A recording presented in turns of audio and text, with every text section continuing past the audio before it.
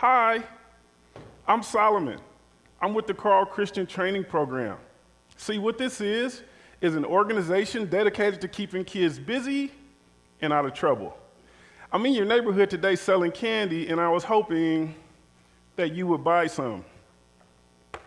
Honey, look at this cute little black boy at the door selling candy. Tell him we don't buy from niggas, regardless how old they are. I left that house feeling defeated. And at 9 years old, that would serve as my first, but not the only time a white person would call me a nigger. I remember getting home that day, and I really wanted to tell my mom and dad what happened. But my dad was gone, and my mom, she was in the living room having a conversation with our neighbor named Darren. When I tried to tell her what happened, she cut me off and said, "Boy, get out of here and stay out of grown folks' business." But Mama, don't make me say it again.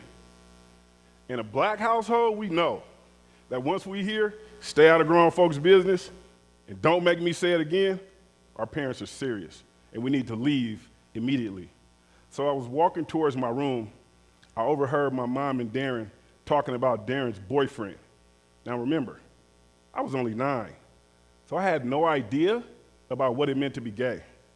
But later that evening, my dad came home. And after he kicked Darren out, I heard him say to my mom, "Keep that gay man out of my house and away from my son." "But he's a good person, baby. It doesn't matter who he loves." "Daddy, what does it mean to be gay?" "Keep that gay man out of my house and away from my son." And then my dad left. He never answered my question about what it meant to be gay. But on one hand, you had my mom indirectly showing me what it meant to be inclusive. And on the other, my dad made it clear he did not agree with that lifestyle. The following day, my dad came home, sat me down, looked me straight in my eyes and said, "Son, you cannot trust gay people, and you cannot trust white people. And the sooner you realize that, the better off you'll be."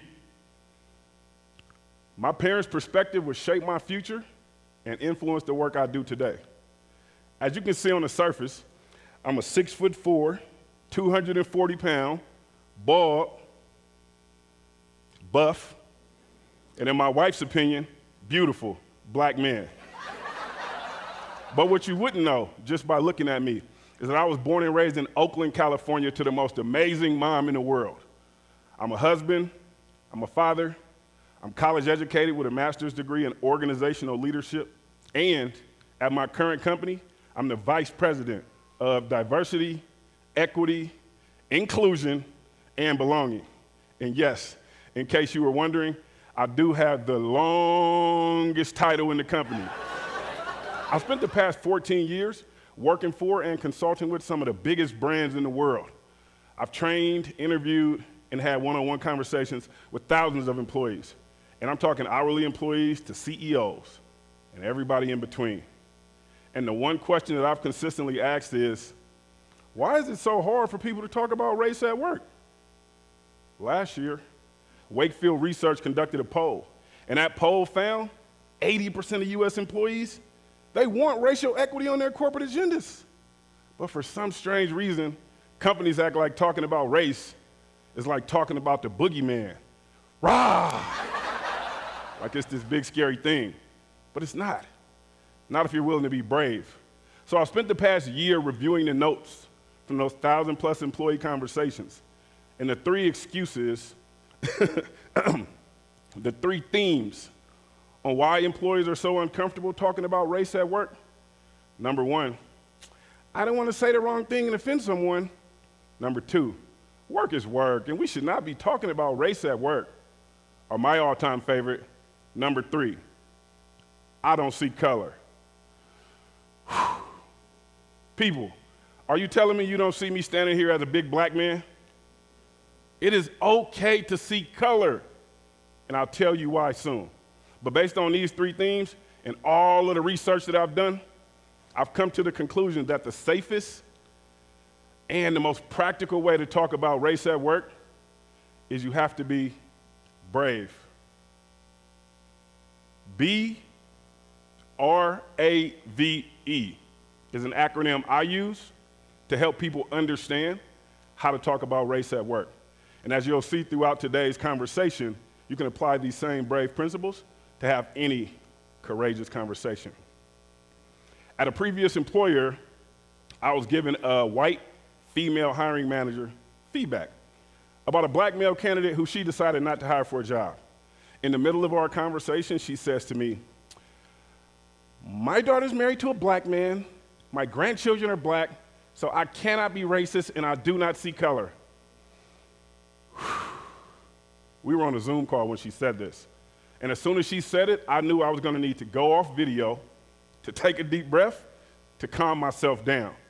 Now, this is a safe space, so if you're comfortable with it, I invite you to close your eyes and take a deep breath. Go ahead, inhale through your nose, 1, 2, 3. Exhale through your mouth, 1, 2, 3. Again, inhale, 1, 2, 3. Exhale, 1, 2, 3. You can go ahead and open your eyes now. Now raise your hand if you feel a little calmer than you did before that exercise.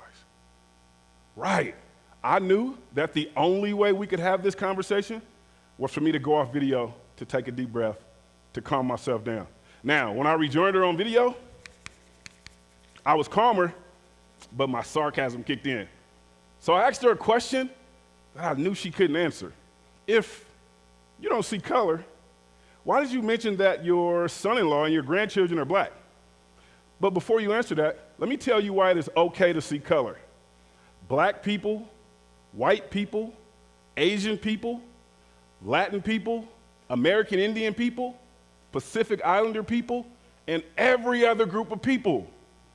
We all have very different lived experiences. And because our experiences are different, we want you to see us for who we are. While I'm on the subject, let me say this. If you're alive today, we are not blaming you for slavery. Let me say it again. If you're alive today, we are not blaming you for slavery. You're literally not old enough to be responsible for it. So if we know, and you know, you had nothing to do with slavery, why is it so hard to acknowledge that it happened? It's like you're not listening to what we're saying and acknowledging our pain. For all my LGBTQ plus people, have you ever told someone your pronouns and then they just kept calling you the wrong pronoun? Doesn't that just piss you off? Because it's like they're not hearing you. White people, has someone ever called you racist simply because you're white? And then when you tried to tell them you weren't racist, they kept calling you one? Doesn't that just piss you off? Because it's like they're not hearing you. It is okay to see color, because acknowledging my color, it lets me know that you see me. Every time I find myself in conversations about race, I always give myself permission to breathe. The first part in having brave conversations about race is you want to be. You want to breathe. Earlier this year, I was on a flight, and I was reading this book, Black Privilege by Charlemagne the God. So as I'm reading the book, I hear someone say to me, "Hey, what you reading?" Black Privilege. It's a book about being proud to be black. Well, I voted for Trump. Oh man, good for you. What made you make that decision? He went on to tell me that he was born in Oklahoma, and based on how he was raised, he felt like Trump was the best decision for him. I politely told him that I did not vote for Trump, but I respected his decision to do what he felt was best for him and his family. And here's my point in telling you this story. You have a 67-year-old white man from Oklahoma and a something-year-old black man from Oakland, California, laughing, conversing, and sharing stories about our families. We did not see the world the same way. And if I'm being honest with you, we did not have a lot in common. But the one thing we have for each other, respect. The second part in having brave conversations about race is to R. It's to respect the person you're having a conversation with, regardless if you don't see the world the same way. At a previous employer that shall remain nameless, I was having a conversation with Neil. Neil was a senior vice president. And as I was leading up to the conversation, multiple people would tell me, you're wasting your time meeting with Neil. He does not care about diversity. All he cares about is the profitability of the company. So Neil met me in my office. And about 5 minutes into our conversation, I asked him a few questions. What is your why? Why do you get out of bed every day? And why do you do the work you do? Solomon, I've been at this company for over 20 years, and nobody's ever asked me about my life outside of work. Thank you. I was born and raised in China. I'm very proud of my Chinese heritage. I'm a husband and a father. I have 3 adult children, 2 sons, and a daughter. Why did your voice change when you mentioned your daughter? His hand started to shake, and with tears in his eyes, he said, because she's gay! What does your daughter being gay have to do with your relationship with her? Solomon, I have not talked to my daughter in over a year. I cannot condone the fact that she's gay, and on top of that, she's married to a black woman. Now, as a black man, that statement could have been triggering. But one of my goals in this conversation with Neil was to earn his trust. And I knew that if he would say something like that to me, he must have trusted me. But I wasn't going to let him off the hook that easy. Listen, Neil, I have a daughter as well. And I couldn't imagine going a year without talking to her. Don't you miss your daughter? Pull your phone out, send her a text right now, tell her you miss her and you love her. He pulls his phone out, sends his daughter a text. She responds right away. I miss you and I love you too, Daddy. He sends her one final text. I just want to acknowledge that the problems in our relationship are my fault.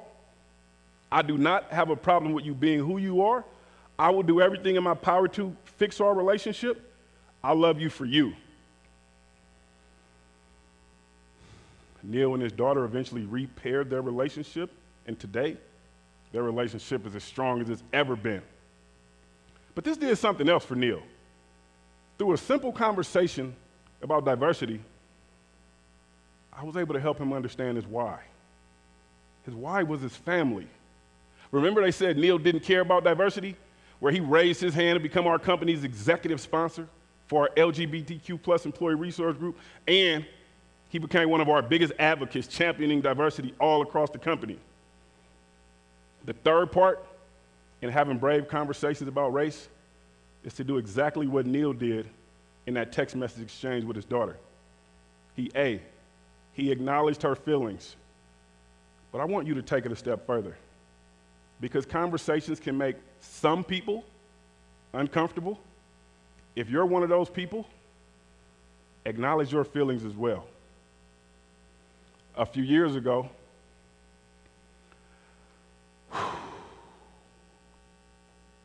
I was having a conversation with a company I was consulting for. And in the middle of that consulting agreement, George Floyd was killed. And like most companies at that time, they didn't know what to do. And while they took their time to figure it out, their black employees had a meeting and expressed their frustration with what they felt was a lack of support from their company. Because I was consulting with them at the time, they brought me into the conversation. And I'll tell you exactly what I told them. Schedule a meeting with your black employees tomorrow. This is that important. When you go into that meeting, your goal should be to listen and to learn. I told them a whole bunch of other stuff, but the last 2 things I told them are also the last 2 steps in the B.R.A.V.E. framework. When you go into that conversation with your black employees, the way you show them that you value what they're telling you, is you emphasize what your plans are, not only to support your black employees, but to support the black community. This meeting between the executive team and the black employees led to more consistent interaction, and the black employees eventually helped shape the company's racial equity strategy. If for any reason I made you feel uncomfortable today, good. But that was not my goal. My goal today was to help you understand how to talk about race at work and to help you understand your conditioning. And in one way or another, we've all been conditioned by the media, by our families, by our environments. I was only 9 years old, and even though I didn't realize it at the time, my dad conditioned me to be homophobic and to not trust white people. But I've forgiven my dad because I realized he did the best he could in the 1980s with the information he had. And it is now my responsibility to educate myself on the person I plan to become. So I want to leave you with a few questions. What were you conditioned to believe about race? Who conditioned you? And are you willing to challenge that conditioning if it means making the world a better place? So the next time you find yourself in a conversation about race, I challenge you to be brave. And I challenge you to confront your conditioning. Audre Lorde, the famous American writer, feminist, and civil rights activist, once said, "It is not our differences that define us. It is our inability to recognize, accept, and celebrate those differences." It's time, y'all. It's time to start having brave conversations about race at work.